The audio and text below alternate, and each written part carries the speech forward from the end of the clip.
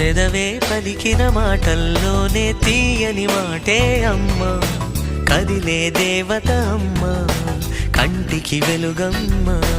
తనలో మమతే కలిపి పెడుతుంది ముద్దగా, తనలాలి పాటలోని సరిగమ పంచుతుంది ప్రేమ మధురిమ.